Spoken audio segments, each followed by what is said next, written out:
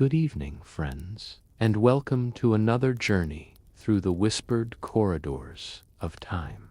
Tonight, we'll drift into the forgotten kingdoms that lie sleeping beneath the endless sands, where ancient civilizations once flourished under stars that still shine down upon their buried secrets. The soft desert wind carries their stories to us now, gentle as a lullaby, patient as the dunes themselves. Dim your lights now, if you haven't already. Let the glow of your screen be like a campfire in the vast night of the desert, casting long shadows that dance with the memories we're about to uncover. Settle under your blanket as if it were a warm cloak protecting you from the cool desert air. Feel yourself sinking into the soft cushions of your bed, as comfortable as a traveler finally reaching an oasis after a long journey across the shifting sands. If this calm journey through the buried kingdoms helps you unwind and carries you gently toward sleep, tap like and subscribe only if it feels right, like leaving a small stone cairn to mark your passage through these ancient lands. But for now, simply close your eyes and let your breathing slow to match the rhythm of caravans that once crossed these forgotten realms, their bells chiming softly in the distance of memory. Tonight, I'll be your guide through 6 kingdoms that time has wrapped in golden silence, each one a story waiting to unfold like a scroll discovered in an archaeologist's careful hands. We'll walk together through cities where fountains once sang and libraries held the wisdom of ages, where spice merchants counted their treasures and priests offered prayers to gods whose names are now written only in the wind.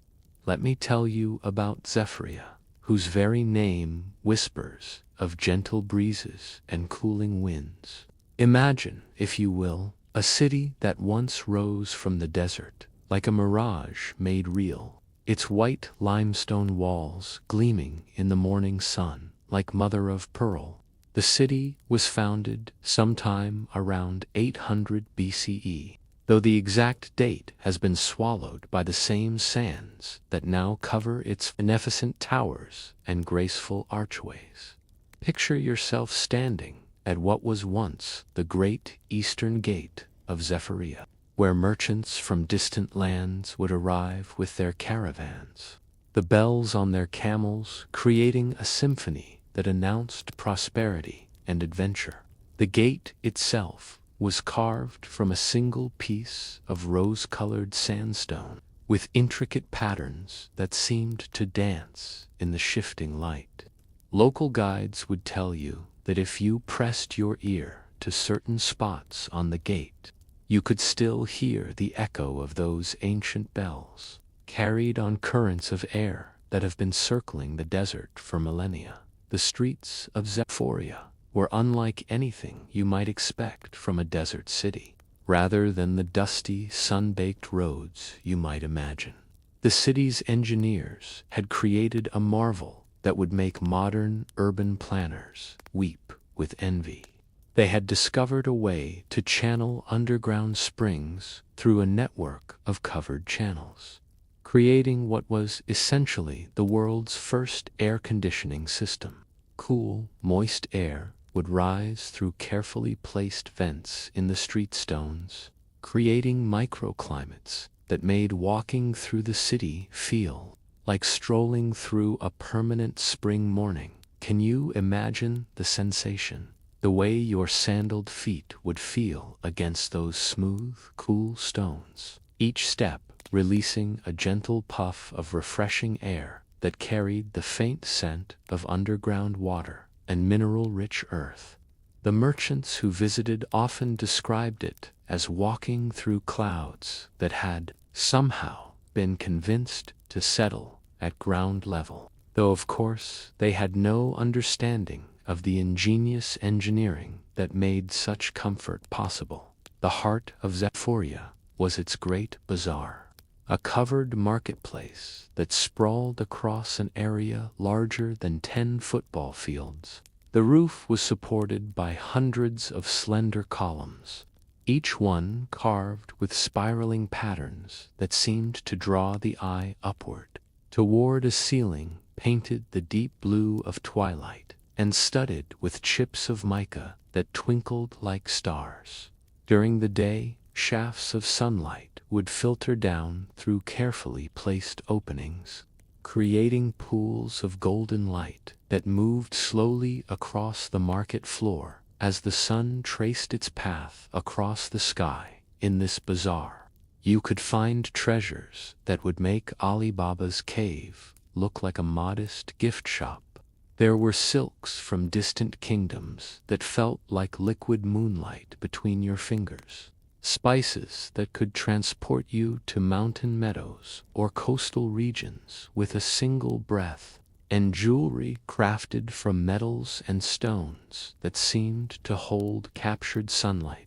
The spice merchants' stalls were arranged along what they called the Street of Scents, and walking down this thoroughfare was like taking a journey around the world without ever leaving the cool, star-spangled twilight of the covered market. Was how its people had learned to live in harmony with the desert rather than in spite of it. They understood that the desert was not their enemy but their partner, and this wisdom showed in every aspect of their daily life. Their homes were built with thick walls that absorbed heat during the day and released it slowly at night, creating natural temperature regulation that kept families comfortable regardless of the season. The rooftops were designed as gardens, with carefully tended plots where they grew herbs and vegetables, turning every home into a small oasis. The water management system of Zephoria was perhaps their greatest achievement, more sophisticated than anything Europe would see for another 1,000 years. They had learned to read the subtle signs that indicated underground water sources, and they had developed a network of tunnels and channels that collected every precious drop of moisture from the desert air. During the cool nights, water would condense on specially designed surfaces and trickle down into collection pools, providing enough fresh water for the entire population even during the driest seasons. But Zephyria was not just a city of practical marvels. It was also a place where art and beauty flourished like desert flowers after rare rain. The people of Zephyria were master storytellers, and every evening as the sun set, the city would come alive with the sound of voices weaving tales that had been passed down through generations. In the public squares, professional storytellers would gather crowds around them, their voices rising and falling like music as they transported their listeners to distant lands and ancient times. These storytellers were more than entertainers. They were the living libraries of their people, carrying within their memories the accumulated wisdom, history, and dreams of their civilization. Each story was carefully crafted, not just to entertain but to teach, to preserve important knowledge, and to strengthen the bonds between community members. Children would grow up knowing the stories of their ancestors, understanding their place in the great tapestry of human experience that stretched back to the very founding of their remarkable city. The architecture of Zephyria reflected this love of storytelling. Buildings were designed not just as functional spaces, but as three-dimensional narratives, with facades that told stories through carved reliefs and colored tiles. A visitor walking through the residential districts could read the history of entire families in the decorative elements of their homes, from the symbols that indicated their trade or profession to the patterns that recorded important family events and achievements. The Palace of Rulers was perhaps the most spectacular example of this. Architectural storytelling. Built over several generations, it was less like a single building and more like a small city within the city, with courtyards that opened onto other courtyards, corridors that led to hidden gardens, and rooms that seemed to exist solely for the purpose of providing beautiful views of the desert landscape. The throne room was designed so that the ruler would be silhouetted against a great window that framed the eastern horizon, making them appear to be emerging from the dawn itself. What made this palace truly special, though, was not its grandeur, but its accessibility. Unlike the palaces of many ancient civilizations, Zephyria's royal residence was designed to welcome visitors from all walks of life. There were public areas where citizens could come to air grievances, celebrate festivals, or simply enjoy the beauty of the gardens. The rulers of Zephyria understood that their power came from the prosperity and happiness of their people, and they wanted their palace to reflect this philosophy. The gardens of the palace were particularly remarkable, featuring plants and trees from around the known world. Through their extensive trade networks, the people of Zephyria had acquired seeds and cuttings from distant lands, creating botanical collections that served both as sources of beauty and as practical resources for medicine, cooking, and crafts.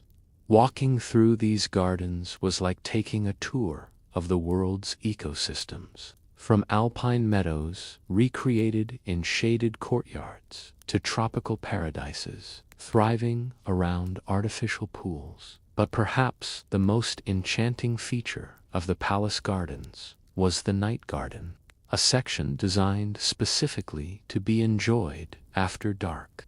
Here, they had planted flowers that bloomed only at night, releasing fragrances that were said to inspire prophetic dreams. White and silver plants created a landscape that seemed to glow in the moonlight, while carefully placed water features created gentle sounds that masked the noise of the city beyond the palace walls. The people of Zephyria had also developed a unique relationship with music, creating instruments and musical styles that were perfectly suited to their desert environment. Their musicians understood how sound traveled across sand and stone, and they had learned to create melodies that seemed to emerge from the landscape itself. During festivals, orchestras would position themselves on different rooftops and in various courtyards, creating surround sound experiences that enveloped the entire city in harmony.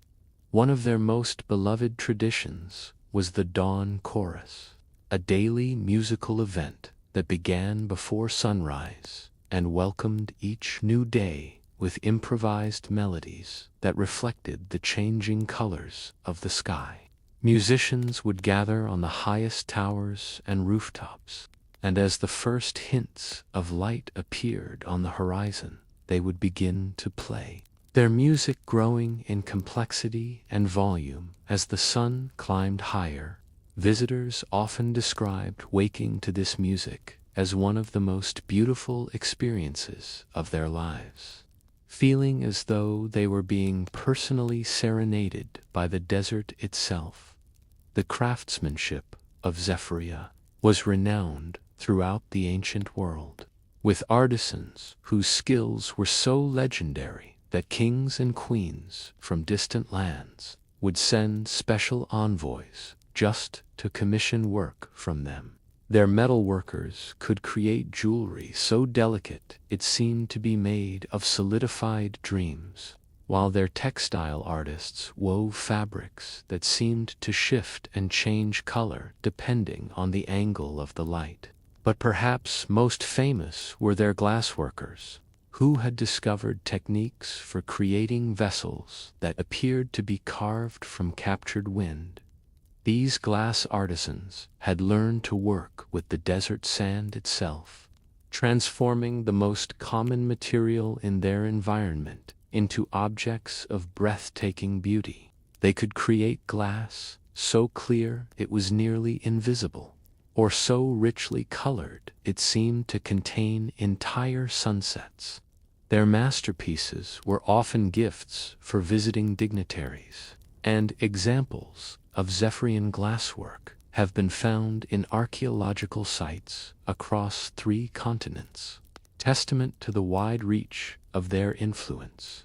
Education in Zephyria was considered a sacred duty, with schools that welcomed students regardless of their family's economic status.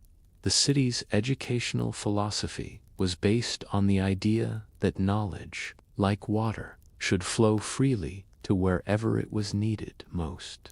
Students learned not just practical skills, but also philosophy, astronomy, mathematics, and the arts.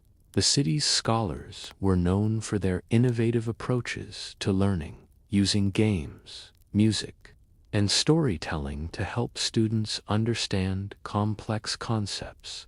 The astronomical knowledge of Zephyria was particularly advanced, with observers who could predict eclipses, track the movements of planets, and navigate by the stars with remarkable precision. They had built several observatories throughout the city, with the largest being a tower that rose more than 200 feet above the surrounding buildings.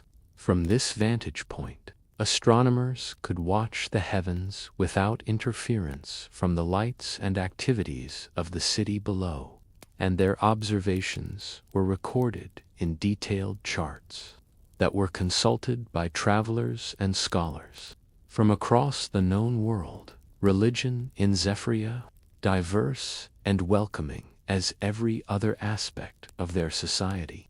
Rather than insisting on a single set of beliefs, the city embraced a philosophy of spiritual exploration that allowed different religious traditions to coexist, and even to learn from one another. Temples dedicated to various deities stood side by side, and it was not uncommon for citizens to participate in festivals and ceremonies from multiple religious traditions throughout the year. The largest temple in Zephyria was dedicated not to any specific deity, but to the concept of harmony itself. This temple of balance was designed as a perfect circle, with entrances facing each of the cardinal directions and interior spaces that created acoustic effects that made even whispered prayers seem to carry divine weight. The temple's most remarkable feature was a pool at its center that was fed by underground springs and never seemed to disturb its perfectly smooth surface, no matter how many people gathered around it. As the centuries passed, Zephyria continued to grow and prosper, its influence spreading far beyond the desert that surrounded it. Trade routes connected the city to distant ports and mountain passes, bringing not just goods, but ideas, technologies, and cultural practices that enriched the already vibrant life of the city. The people of Zephyria were eager learners, always ready to incorporate new knowledge and techniques into their own practices. But they were also generous teachers, sharing their innovations with visitors and trading partners. But like all earthly things, even the most magnificent cities must eventually face the tests of time and circumstance. The end of Zephyria came not through war or conquest, but through a gradual shift in the very foundations of their prosperity. Changes in climate patterns altered the underground water sources that had made their desert paradise possible, while political upheavals in distant lands disrupted the trade routes that had brought wealth and cultural exchange to their gates. As you imagine the final days of Zephyria, Picture not a dramatic collapse, but a gentle fading, like a beautiful song coming to its natural conclusion. The last residents of the city were not fleeing in panic, but making careful preparations, preserving what they could of their knowledge and treasures, sealing important rooms and buildings against the desert winds they knew would eventually claim their beloved home. They left with dignity and hope, carrying their most precious possessions, not in carts and caravans, but in their memories and traditions. And now, as we prepare to leave this first kingdom beneath the sands, let your mind hold on to the image of those cool streets and starlit bazaars, the sound of distant music drifting on the desert breeze, and the gentle wisdom of a people who learned to make paradise bloom in the most unlikely places. The spirit of Zephoria lives on in every oasis, every moment of unexpected beauty discovered in harsh landscapes, every community that chooses cooperation over conflict. Now, let your mind wander from the cooling streets of Zephyria to the endless ribbons of sand that connected the ancient world, where caravans moved like ships across an ocean of dunes, their passage marked not by wake, but by the lingering fragrances of distant lands. These were the spice routes of the forgotten kingdoms, trade networks so vast and complex that they created their own civilization, a nomadic empire built not of stone and mortar, but of relationships, knowledge, and the most precious cargo ever carried across desert sands. Imagine yourself awakening before dawn in a caravan camp, the air still cool with night's blessing, filled with the mingled scents of cardamom and cinnamon, frankincense and myrrh. The sounds that greet your ears are like a gentle orchestra tuning itself for the day's performance. The soft nickering of camels, the whispered conversations of early risers sharing mint tea around glowing embers, the rustle of silk and canvas as merchants check their precious loads before another day's journey across the seemingly endless expanse of golden sand. The spice trade that flourished here between roughly 1000 BCE and 1500 CE was far more than a commercial enterprise. It was the circulatory system of the ancient world, carrying not just goods, but ideas, technologies, artistic styles, and even recipes from the pepper ports of India to the saffron fields of Persia, from the cinnamon groves of Ceylon to the vanilla orchards of distant tropical islands. Each caravan was like a traveling university, with merchants who were also diplomats, translators, doctors, and storytellers, carrying in their memories the accumulated wisdom of dozens of cultures. The camel caravans themselves were marvels of organization and efficiency that would impress any modern logistics expert. A typical large caravan might consist of anywhere from 500 to several thousand camels, organized into smaller groups of 20 to 30 animals, each group supervised by experienced handlers who could read the desert like a familiar book. The lead camel of each group would wear elaborate decorations and carry the most precious cargo, while the others followed in a line that could stretch for miles across the desert. Floordot, can you picture the sight of such a caravan from a distance? Like a golden snake winding its way across the dunes, the line of animals and people creating patterns of movement that seemed almost choreographed, perfectly synchronized with the rhythm of the desert itself.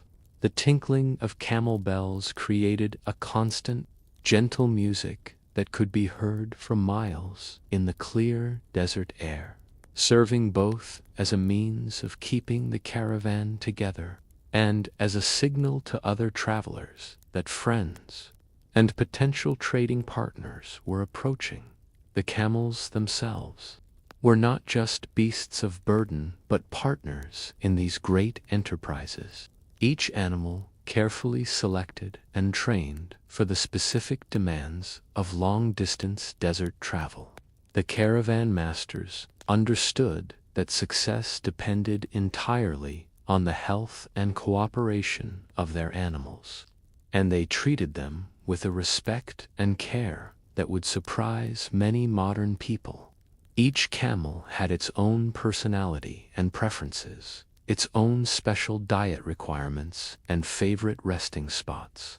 The most experienced animals, the ones who had completed multiple journeys across the great trade routes, were treated almost like senior employees, their judgment trusted and their comfort carefully attended to.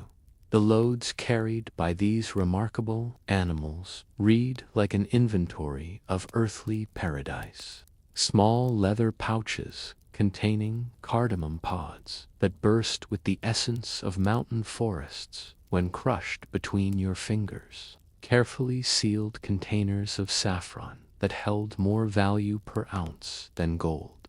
Bundles of cinnamon bark that released their warm, sweet fragrance with every step the camels took across the warming sand. There were peppercorns that carried the heat of tropical sun, nutmeg that whispered of island breezes, and cloves that spoke of spice gardens tended by generations of careful hands. But the spice caravans carried far more than just seasonings for distant kitchens. They transported medicines that could save lives, dyes that could transform simple cloth into royal garments, incense that could carry prayers to heaven, and cosmetics that could enhance beauty and express cultural identity. Among their loads, you might find small vials of rose oil that contained the concentrated essence of thousands of flower petals, chunks of amber that held ancient forests trapped in golden time, and pouches of henna that would bloom into intricate patterns on celebratory skin. The routes themselves were not random paths across empty desert, but carefully planned highways that connected oasis to oasis, each one a vital link in a chain that stretched across continents. These oases were not just sources of water and rest, but complete communities with their own cultures, economies, and traditions. Some had grown into substantial towns with permanent populations, while others existed primarily to serve the caravan trade. Their rhythms of life synchronized with the seasonal patterns of the great trading expeditions. Picture yourself arriving at one of these oasis towns after weeks of travel across empty desert. The first sign of approaching civilization would be the gradual appearance of vegetation on the horizon. Palm trees rising from the sand like green flags announcing sanctuary ahead. As you drew closer, you would begin to see the carefully tended gardens that surrounded every water source, plots of vegetables and herbs that provided fresh food for travelers who had been surviving on dried meat and dates for countless days. The welcome at these oases was legendary for its generosity and warmth. Hospitality was not just a social courtesy, but a sacred duty, a practical necessity that ensured the survival of the entire trade network. Travelers would be offered fresh water for themselves and their animals, hot food prepared with local ingredients, and safe places to rest and recover from the rigors of desert travel. In return, they would share news from distant lands, stories of their journeys, and perhaps small gifts that represented their home cultures. The evenings at these oasis stops were particularly magical times, when the heat of the day had faded and the desert air carried the sounds of human community across the palm groves and garden plots. Merchants would gather around fires to share meals that combined ingredients from dozens of different lands, creating fusion cuisines that existed nowhere else on Earth. A typical dinner might include rice from India seasoned with Persian saffron, vegetables grown in the local oasis gardens, and meat preserved with spices that had traveled thousands of miles to reach this remote gathering place. After the evening meal, as the stars emerged in their full desert glory, the real magic would begin. This was when the storytellers would take center stage, weaving tales that transported their listeners to distant kingdoms and ancient times. These were not just entertainment, but vital means of preserving and transmitting the accumulated knowledge of the caravan trade, practical information about routes and water sources, diplomatic intelligence about political conditions in distant lands, and cultural knowledge that helped traders navigate the complex social customs of their far-flung business partners. The languages of the spice routes were as diverse and complex as the goods they carried. A successful merchant needed to be a polyglot, comfortable communicating in dozens of different tongues and dialects. Over time, the constant interaction between different linguistic groups led to the development of trade pidgins and simplified languages that allowed people from vastly different cultures to conduct business and build relationships. These trade languages were constantly evolving, incorporating new words and concepts as the routes expanded to include new regions and cultures. Music was another universal language along the spice routes, with instruments and melodies traveling alongside the more tangible cargo.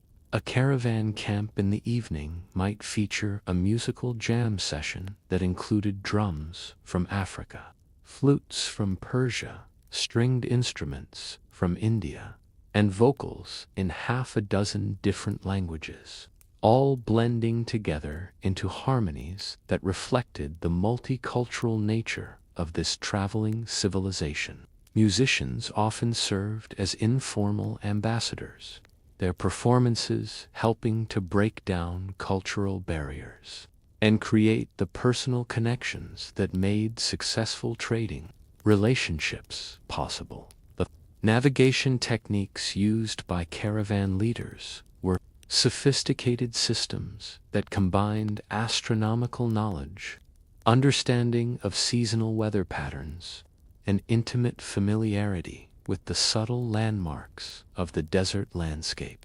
They could read the desert like a book, interpreting the patterns of sand dunes, the color and texture of the earth, the behavior of birds and other desert wildlife, and the feel of the wind to determine their exact location and the best route to their destination. During the day, navigation relied heavily on the position of the sun and the patterns of shadow and light across the landscape.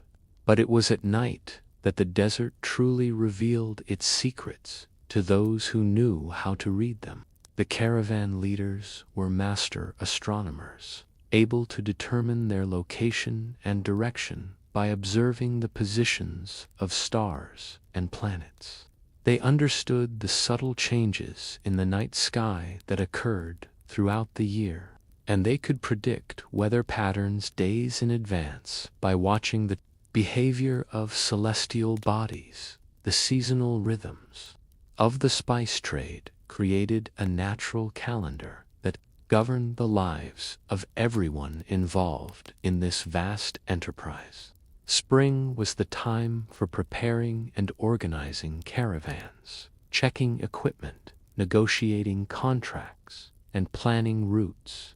Summer brought the great expeditions, with caravans setting out from their home bases to begin journeys that might take months or even years to complete. Fall was harvest time, when the profits of successful trading expeditions were calculated and distributed. And when plans were made for the next year's ventures, winter was traditionally a time of rest and preparation, when traders would return to their home communities to spend time with their families, repair equipment, and plan future expeditions. But it was also a time of great cultural exchange, as merchants from different regions would gather in major trading centers to share stories, exchange knowledge, and build the personal relationships that were the foundation of all successful business ventures along the spice routes. The economic impact of the spice trade was enormous, creating wealth and prosperity that supported not just the merchants and caravan workers directly involved in the trade, but entire civilizations that depended on the goods and services that flowed along these ancient highways. Cities grew up at strategic points along the routes, becoming centers of manufacturing, banking, and culture. Local economies were transformed as farmers and craftspeople adapted their production to serve the needs of passing caravans. But perhaps more important than the economic benefits were the cultural exchanges that occurred. Wherever the spice routes passed, technologies developed in one region would spread rapidly along the trade networks, transformed and improved by the practical needs of merchants and travelers.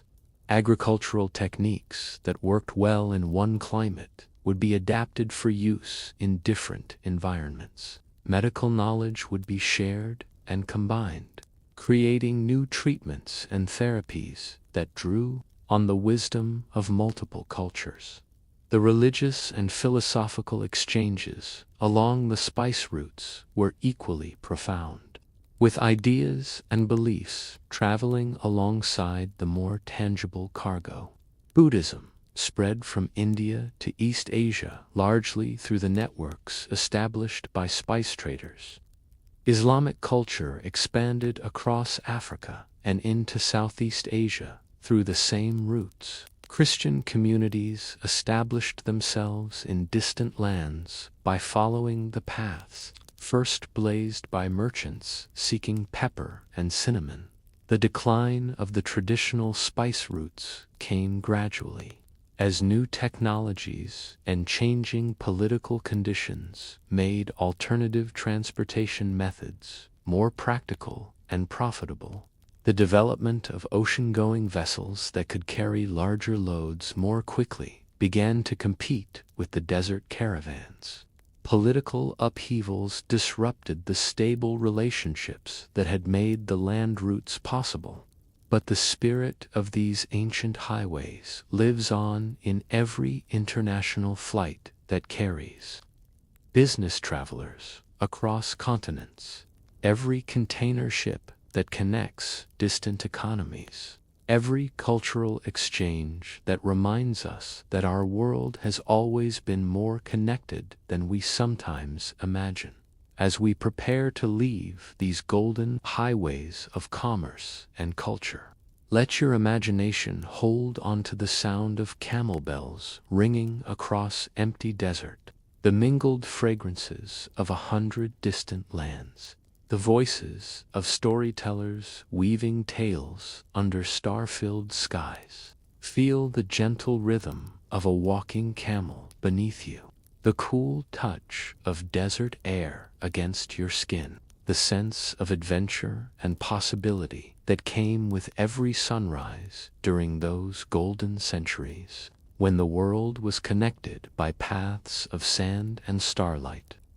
Descend with me now, deeper into the mysteries that lie beneath the shifting sands, where the sand kings of ancient times carved their palaces not from the harsh surface of the desert, but from the cool, eternal darkness of the earth itself.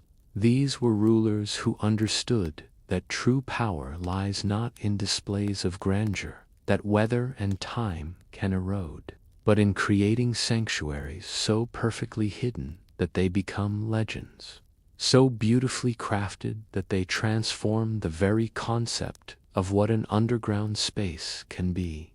Imagine yourself standing at what appears to be nothing more than a simple wellhead, barely visible among the dunes that have shifted across this landscape for thousands of years.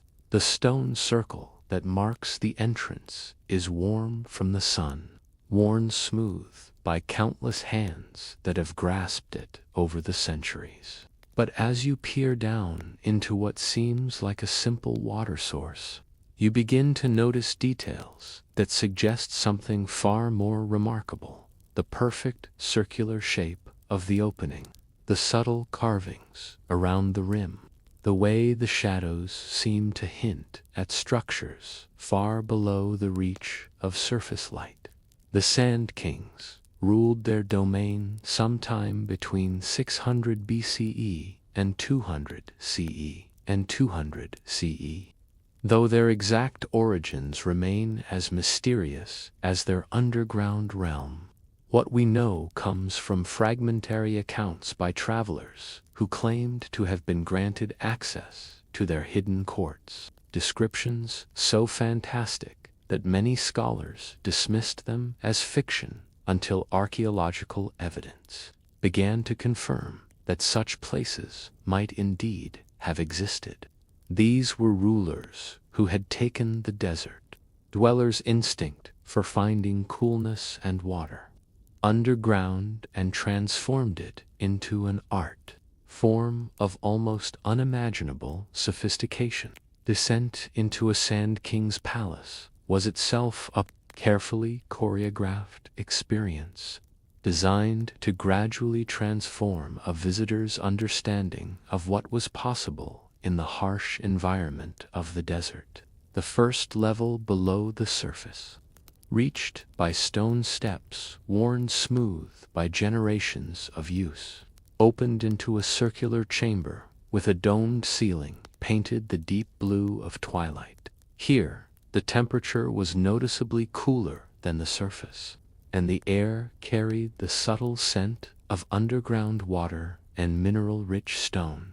But this was only the beginning, a mere antechamber to wonders that lay deeper in the earth.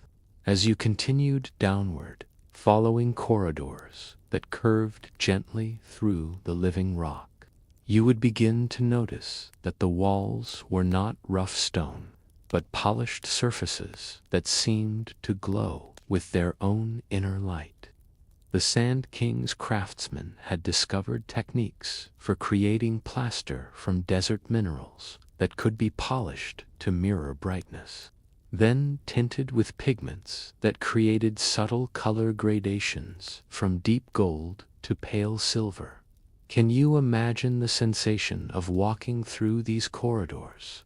Your footsteps would echo softly against the smooth stone floors, creating a gentle rhythm that seemed to harmonize with the barely audible sound of moving water somewhere in the darkness ahead.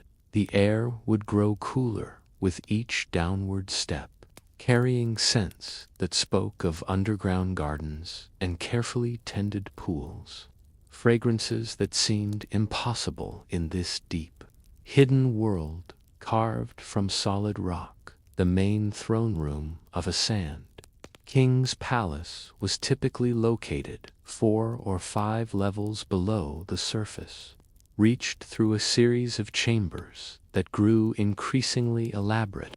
This great hall was carved from a single enormous cavern, its ceiling supported by pillars that had been left standing when the rest of the rock was carefully removed around them. These pillars were then carved into fantastic shapes. Some resembled palm trees with fronds that seemed to sway in the gentle air currents that circulated through the underground spaces. while others took the form of stylized human figures with arms raised to support the weight of the earth. Above, the throne itself was not a separate piece of furniture, but carved directly from the living rock at one end of the great hall, shaped to fit the human form with such precision that sitting in it was said to be more comfortable than resting in the softest bed. Behind the throne, the wall was carved with intricate reliefs that told the history of the Sand King's dynasty, scenes of desert life and underground ceremony that seemed to move and change in the flickering light of the oil lamps that provided illumination for these buried chambers. But perhaps the most remarkable feature of these underground palaces was their water management systems, engineering marvels that made the famous Roman aqueducts seem like simple ditches by comparison. The Sand Kings had learned to tap into underground rivers and springs, channeling this precious water through networks of carved channels that supplied not just drinking water, but elaborate fountain systems that created music and movement throughout their buried realm. Yourself standing in the Hall of Fountains, one of the most spectacular chambers in any Sand King's palace. The room was circular, with a domed ceiling that rose 60 feet above the floor, its inner surface covered with tiny mirrors that reflected the light from dozens of oil lamps into patterns that resembled the night sky. Around the walls, carved niches held fountains of different sizes, each one designed to create its own distinctive sound as water cascaded over carefully shaped stone surfaces. The combined effect was like standing inside a giant musical instrument, with water serving as the performer and stone as the strings and percussion. Some fountains created deep, resonant tones, like the lowest notes of an organ, while others produced bright, bell-like sounds that danced above the deeper tones. The Sand King's engineers had discovered that they could tune these fountains like instruments, adjusting the flow of water and the shape of the stone surfaces to create harmonies that could induce meditation, celebration, or peaceful sleep. The residential areas of these underground palaces were designed with a level of comfort and luxury that would impress even modern hotel guests. Private chambers were carved from the rock and lined with textiles that had been specially treated to resist the humidity of underground spaces. Each room had its own water supply, with wash basins carved from single pieces of stone and supplied with both hot and cold running water. The hot water came from natural hot springs that the Sand King's engineers had learned to tap and channel, while the cold water came from deeper aquifers that maintained constant cool temperatures year-round. Furniture in these underground chambers was typically built into the rock itself, carved and shaped to provide seating, sleeping surfaces, and storage spaces that were both functional and beautiful. Beds were carved as raised platforms with curved edges that perfectly supported the human body, then covered with mattresses and cushions made from the finest materials available through the desert trade routes. Storage niches were cut into the walls at convenient heights, providing secure places for personal belongings while maintaining the clean, uncluttered lines that made these underground spaces feel larger and more open than their actual dimensions suggested. The kitchens of the Sand King's palaces were marvels of practical engineering, with cooking areas that used both the natural heat of underground hot springs and carefully controlled fires to prepare elaborate meals for the royal household and their guests. Smoke from cooking fires was channeled through an ingenious system of flues and chimneys that carried it far from the living areas before allowing it to escape to the surface, ensuring that the underground air remained fresh and clean. Food storage in these underground palaces took advantage of the constant cool temperatures and low humidity to preserve perishable items far longer than would have been possible in surface dwellings. Carved chambers served as natural refrigerators, keeping fruits and vegetables fresh for weeks and allowing the storage of delicacies that could be served to impress visitors from distant lands. Wine cellars carved deep into the rock provided perfect conditions for aging the fermented beverages that were essential elements of diplomatic entertainment and religious ceremonies. The gardens of the Sand Kings represented perhaps their greatest triumph over the harsh realities of desert life. In chambers where shafts had been carved to admit carefully controlled amounts of sunlight, they created underground oases that flourished year-round, regardless of surface conditions.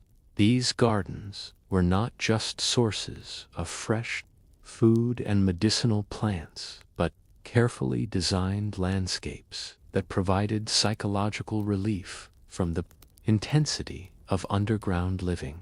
Imagine walking through one of these buried gardens, where the air was soft with humidity and rich with the sense of growing things, where the sound of trickling water created a constant, gentle background music that masked the profound silence of the deep earth. The plants themselves were chosen not just for their practical value, but for their beauty and their ability to thrive in the unique conditions of underground cultivation. Flowering vines climbed carved stone trellises, creating walls of living color that changed with the seasons. Fruit trees grew in large planters carved from the rock, their branches heavy with produce that seemed almost magical in this buried paradise. The libraries of the Sand Kings were repositories of knowledge that rivaled the great collections of Alexandria and Baghdad. Scrolls and tablets were stored in climate-controlled chambers, where the constant temperature and humidity provided perfect preservation conditions. These collections included not just the literature and philosophy of their own culture, but works acquired through trade relationships with distant civilizations, creating underground universities where scholars could study the accumulated wisdom of the ancient world. The scribes and scholars who worked in these buried libraries developed specialized techniques for creating and preserving written materials in underground conditions. They used specially prepared inks that would not fade in the absence of sunlight, writing surfaces that could withstand high humidity without degrading, and storage methods that protected their precious texts from the various hazards of underground life. The result was collections that survived for centuries after the Sand Kings themselves had vanished, preserving knowledge that might otherwise have been lost forever. Religious practices in the underground palaces combined elements from various traditions, adapted to the unique spiritual atmosphere of these buried sanctuaries. Temples carved deep in the rock created acoustic conditions that made whispered prayers seem to carry divine authority, while the constant cool temperatures and soft lighting induced meditative states that worshippers found conducive to spiritual contemplation. The Sand Kings understood that their underground realm created natural cathedral spaces where the boundary between the earthly and the divine seemed especially thin. Workshops of the palace craftsmen were scattered throughout the underground complex, taking advantage of the constant temperatures and controlled lighting conditions to create goods of exceptional quality.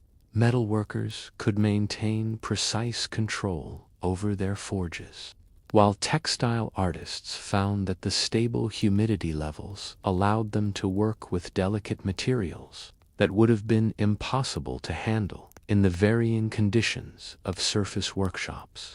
The result was a distinctive style of decorative arts that reflected both the luxury of royal patronage and the unique aesthetic possibilities of underground creation.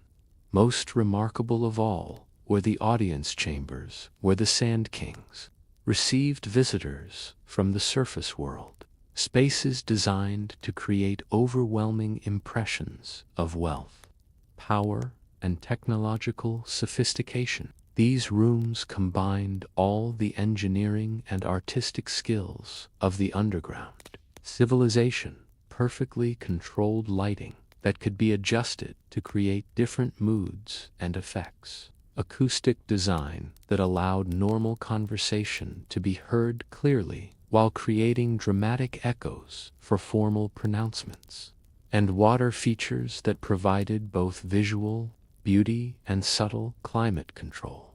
The decline of the Sand King's underground civilization came not through conquest or natural disaster, but through the gradual changes in political and economic conditions that made their hidden realm less relevant to the changing world above.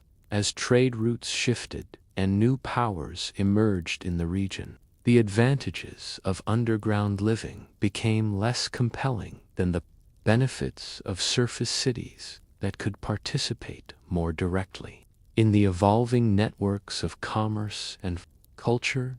The last Sand Kings sealed their palaces carefully, using techniques that protected their buried treasures from looters, while leaving subtle signs that future generations might interpret as invitations to rediscover these hidden wonders.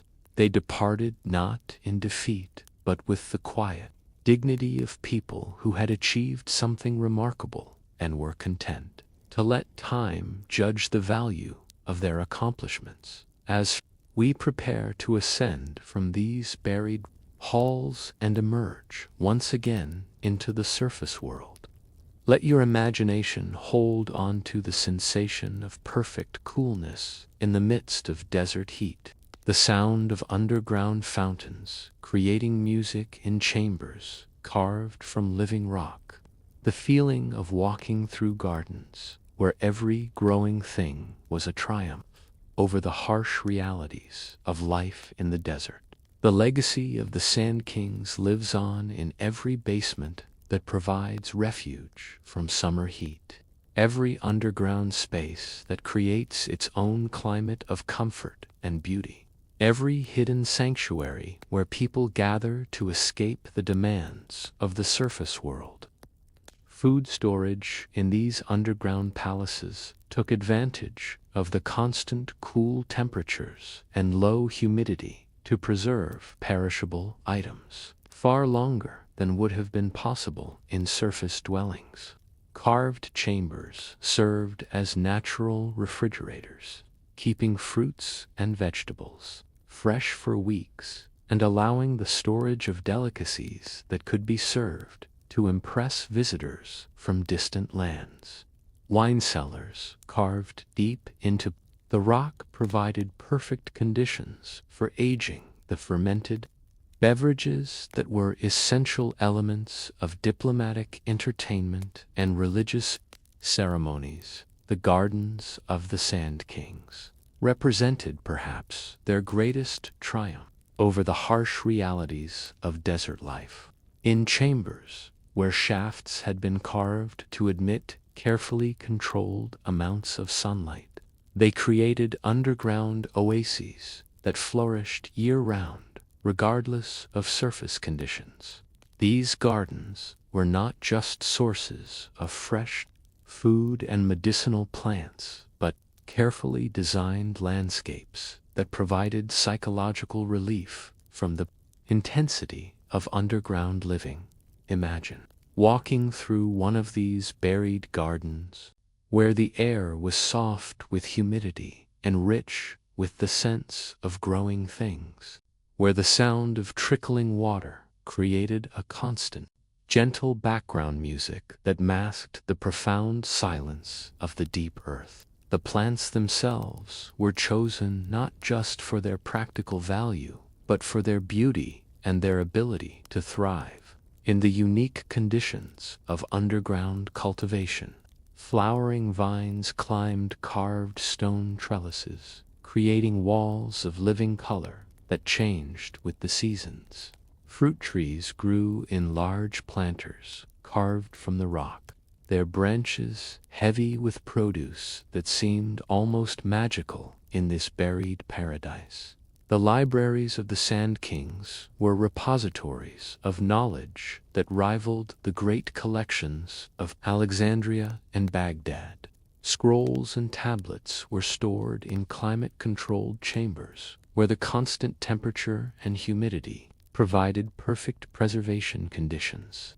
These collections included not just the literature and philosophy of their own culture, but works acquired through trade relationships with distant civilizations, creating underground universities where scholars could study the accumulated wisdom of the ancient world. The scribes and scholars who worked in these buried libraries developed specialized techniques for creating and preserving written materials in underground conditions.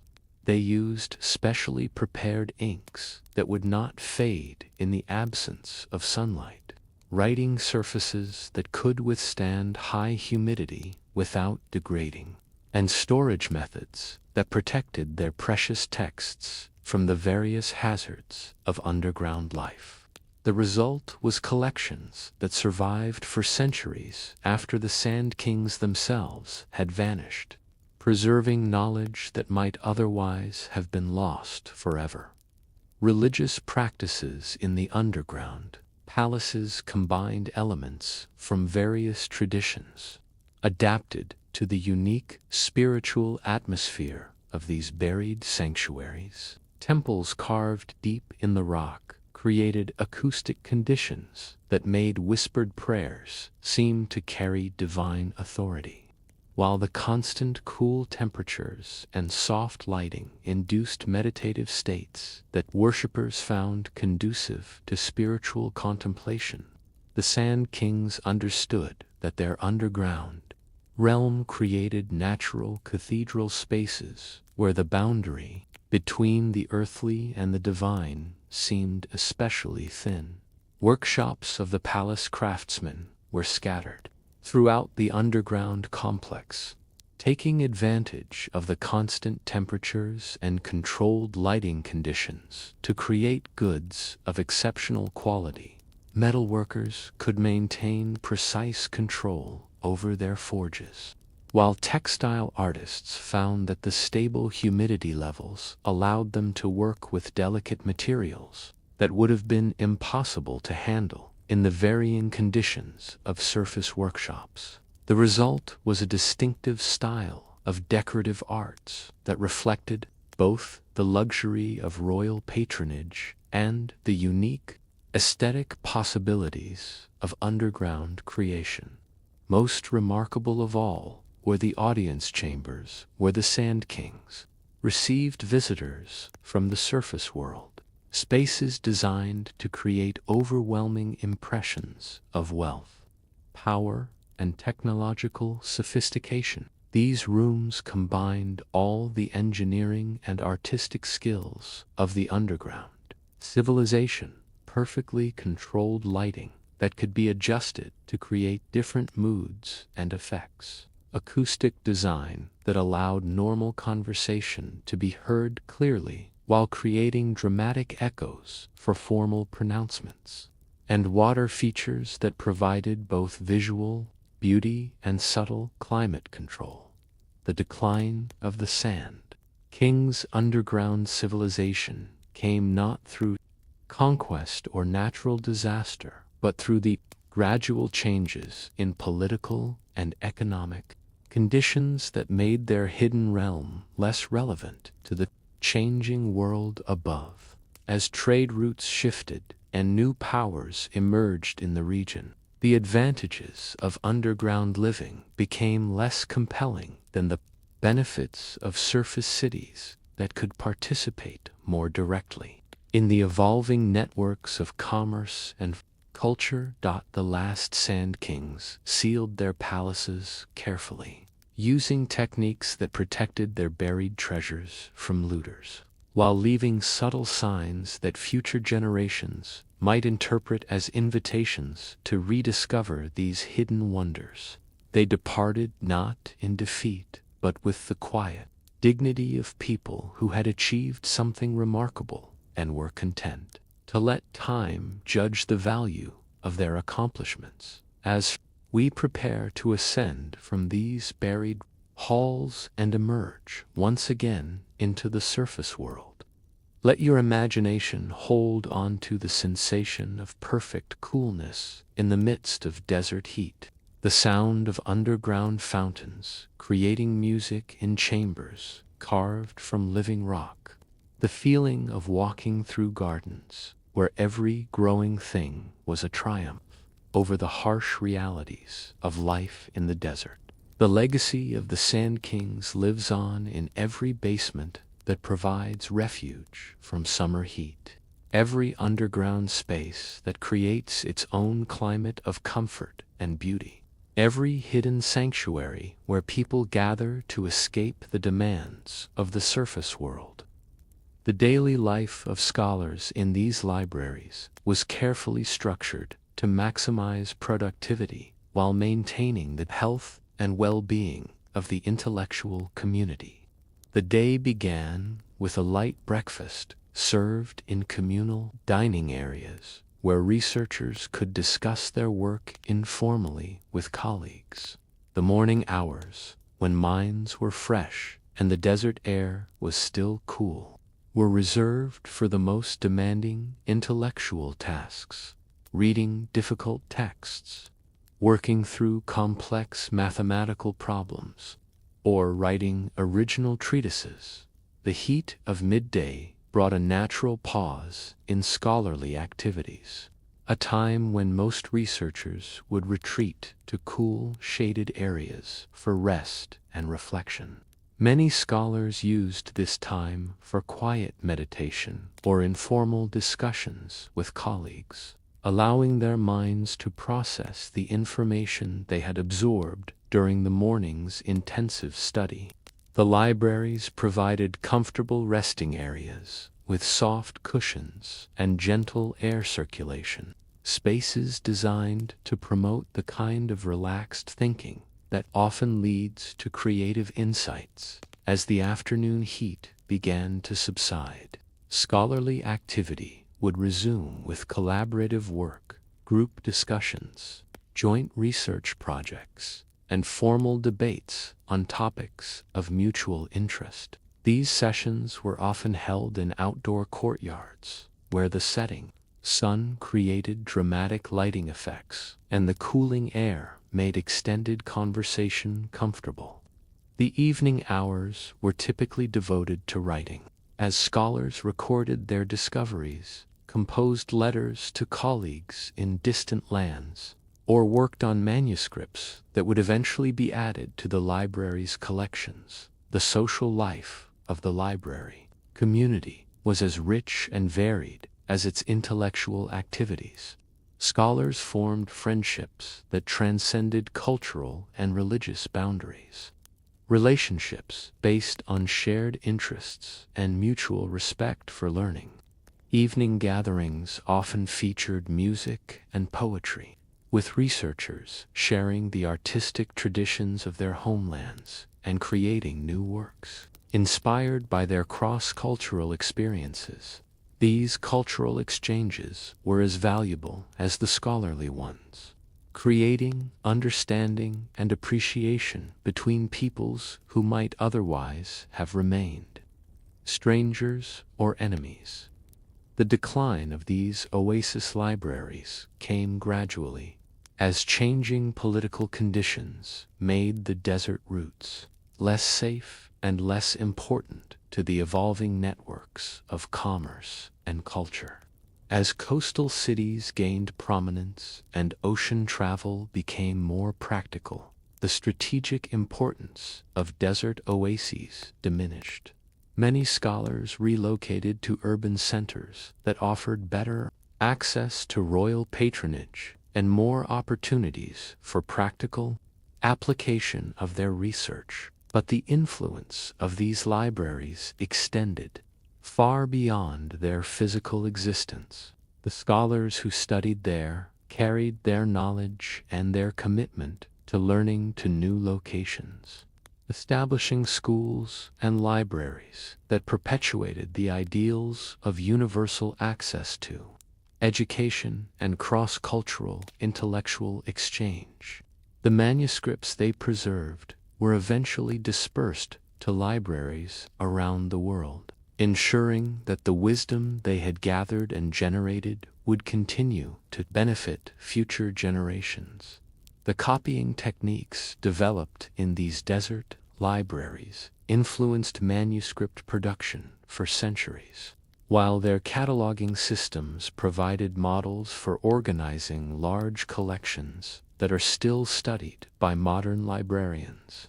Perhaps most importantly, their example of scholarly cooperation across cultural and religious boundaries established principles of academic freedom and international intellectual exchange that continue to inspire educators and researchers today. As we prepare to leave these sanctuaries of learning and continue our journey through the forgotten kingdoms beneath the sands, let your mind hold onto the image of scholars bent over ancient texts in the golden light of oil lamps, the sound of quiet conversations where great minds shared their discoveries, the sense of being part of an intellectual community that transcended the boundaries of nation and creed. The spirit of these oasis libraries lives on in every university library where students from around the world gather to learn. Every research collaboration that brings together expertise from different fields and cultures. Every moment when the pursuit of knowledge creates bridges between peoples who might otherwise remain divided by differences of language, religion, or tradition. And so we come at last to the most elusive of all the forgotten kingdoms beneath the sands. A realm so subtle and ephemeral that many scholars have debated whether it ever truly existed at all, or whether it represents something more mysterious. A civilization that learned to live not in physical structures, but in the spaces between solid things, in the currents of air that move across the desert, in the whispered stories that travel from oasis to oasis on the breath of the wind itself.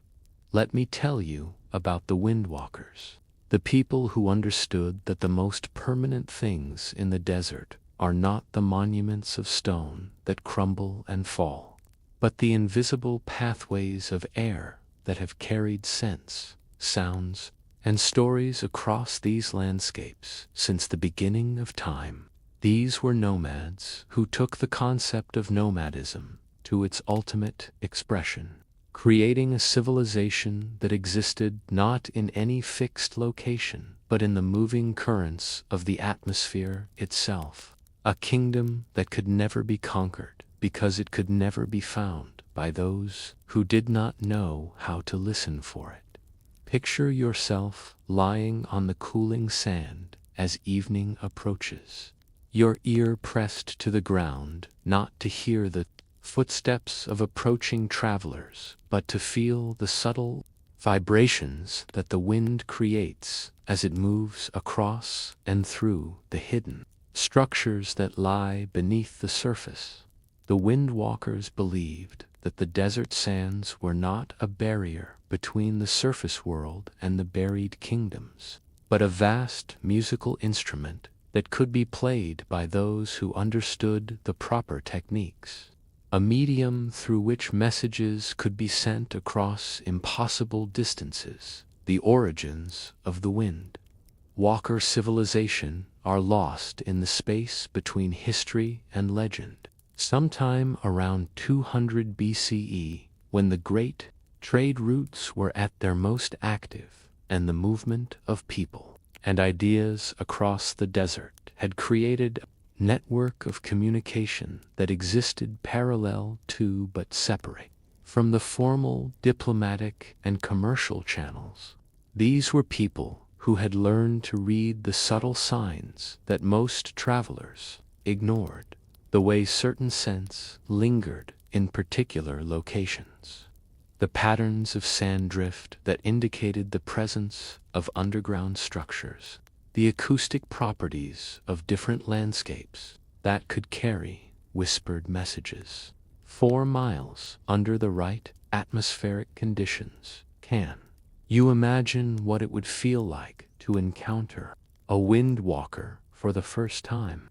You might be traveling across what seems like empty desert when you would gradually become aware that you were not alone. Not because you could see or hear another person, but because you would begin to notice that the wind itself seemed to have developed a consciousness, seemed to be carrying messages that were almost but not quite within your ability to understand. A scent would reach you that spoke of distant gardens. A sound would tickle the edge of your hearing that suggested human voices in conversation just beyond the range of normal perception. The wind walkers had developed what they called the Great Conversation, an ongoing exchange of information, stories, and wisdom that flowed continuously across the desert through networks of carefully positioned acoustic stations, underground chambers, and surface installations that could capture, amplify, and redirect the messages carried by moving air. This was communication technology that used the natural features of the landscape as its infrastructure, requiring no maintenance beyond the occasional adjustment of a carefully placed stone or the clearing of sand from a strategically located opening. Their language was not spoken in the conventional sense, but breathed, whispered into the moving air with techniques that allowed words to ride the wind, currents like seeds seeking fertile ground in distant oases. They had learned to modulate their voices to match the resonant frequencies of the desert landscape, speaking in tones that would be picked up and amplified by the natural acoustic properties of rock formations, sand dunes, and underground caverns. A message whispered at one location could travel for hundreds of miles, growing stronger rather than weaker as it moved through the network of resonant chambers and amplifying structures. The stories they told through this atmospheric network were not just entertainment, but the living substance of their civilization. Narratives that contained practical information about water sources, weather patterns, and travel conditions, woven together with cultural wisdom, religious insights, and artistic expressions that created a constantly evolving oral literature. Each windwalker was both audience and performer in this great conversation, receiving stories from the network and adding their own contributions to the ongoing flow of information and wisdom. Their understanding of meteorology was far ahead of its time, based on centuries of careful observation of wind patterns, atmospheric pressure changes, and the subtle signs that predicted weather conditions days or even weeks in advance. They could read the sky like a book, interpreting the behavior of clouds, the color and quality of light, and the feel of the air against their skin to predict not just whether it would rain, but exactly where and when precipitation would occur. Information that was invaluable to travelers and settled communities alike. The wind walkers served as informal meteorologists for the entire region, sharing their weather predictions through their atmospheric communication network and helping caravans, farmers, and city dwellers prepare for changing conditions. Their forecasts were so accurate that some people believed they could actually control the weather rather than simply predict it, a reputation that added to their mystique and ensured that their advice was sought and valued by people throughout the desert regions. But weather prediction was just one application of their atmospheric expertise. They had also learned to use air currents for transportation, developing techniques for traveling across the desert that required minimal water and supplies, because they knew exactly where to find natural resources along their routes. They could navigate by the feel of different wind patterns, recognizing the subtle changes in air movement that indicated the presence of underground water, the proximity of human settlements, or the approach of dangerous weather conditions. Their shelters were not permanent structures, but temporary installations that could be erected quickly when weather conditions required protection from sun, wind, or rare but intense desert storms. These shelters were designed to work with air currents rather than against them, using the movement of wind to create cooling effects, to generate power for simple mechanical devices, and to maintain air circulation that prevented the buildup of heat and humidity that could make enclosed spaces uncomfortable in desert conditions. The windwalker approach to food storage and preparation took advantage of their atmospheric knowledge to create preservation techniques that used controlled air circulation to dry and cure foods without the use of salt or other preservatives. They had learned to harness the natural dehydrating power of desert air, creating foods that could be stored for long periods without spoilage, while retaining much of their nutritional value and flavor. Their traveling rations were so lightweight and nutritious that other desert peoples often traded valuable goods for windwalker preserved foods. Their medical practices incorporated breathing techniques and exposure to specific atmospheric conditions as therapeutic tools, treatments that used controlled air circulation, humidity levels, and even specific scents carried on the wind to promote healing and maintain health. They understood that different types of air movement could have profound effects on human physiology and psychology, and they had developed protocols for using these atmospheric influences to treat various ailments and to maintain the physical and mental well-being of people who spent their lives in the challenging environment of the desert. The religious practices of the windwalkers were based on the belief that consciousness itself was a form of atmospheric phenomenon, a pattern of movement and energy that existed in the spaces between material objects rather than being confined within physical bodies. Their ceremonies involved group breathing exercises and vocal techniques designed to synchronize individual awareness with the larger patterns of atmospheric movement, creating collective consciousness experiences that participants described as becoming one with the wind itself.